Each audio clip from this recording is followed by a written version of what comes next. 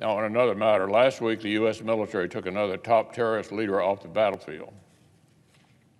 This particular leader had been ISIS top militant since 2019, when American special operators introduced his predecessor to a similar fate. I'm proud of our special operations personnel who took on this dangerous mission. And President Biden deserves credit for making the tough call to send U.S. service members into harm's way. Until this terrorist chose to kill himself and take innocent civilians with him, their mission had been to capture him alive for interrogation. That's an encouraging sign.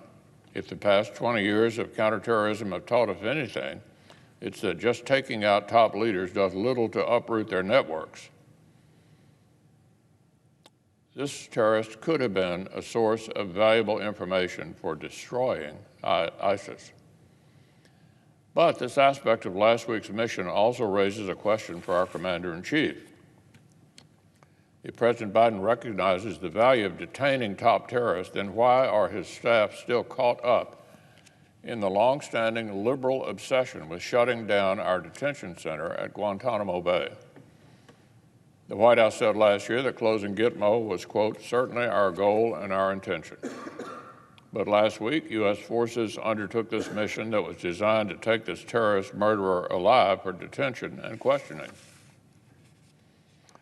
So how exactly was the Biden administration planning to square their political quest to close Guantanamo with their stated intention to capture the terrorist alive? Where were they planning to house this killer? A Holiday Inn? Did they intend to turn this guy over to a non-state third-party partner like the Syrian Defense Forces? That would have created new risk of another major ISIS prison break. And would his jailers have obeyed the Geneva Conventions? And what if the Syrian regime itself, a state sponsor of terror, retakes that part of Syria? Or was the administration planning on bringing him before U.S. courts under Article 3 of our Constitution? Did the FBI come along on the raid to read this foreign terrorist his Miranda rights? Was their plan to eventually give this foreign killer the same rights as U.S. citizens and risking the possibility of a jailbreak attack on our own American soil? Or perhaps the correct answer, Guantanamo Bay, was their plan all along. Maybe the Democrats' virtue signaling about closing this important facility has finally given way to reality. Guantanamo is a highly secure, humane, and entirely legal place to detain terrorists. It would have been the safest place to interrogate this terrorist, well within the bounds of the laws of war. Any Democrats who want to shutter it should look closely at the reality of the Syrian Defense Forces' makeshift prisons, like the major jailbreak by hardcore ISIS figures that just happened in Hasaka.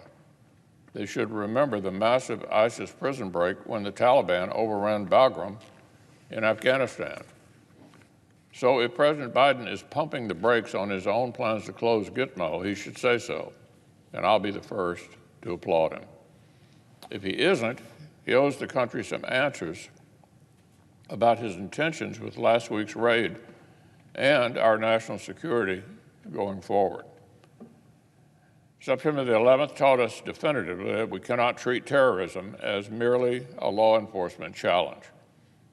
I hope and pray it does not come to pass that this administration is forced to relearn the lesson the hard way. This war against terrorists will not end simply because we hope it ends.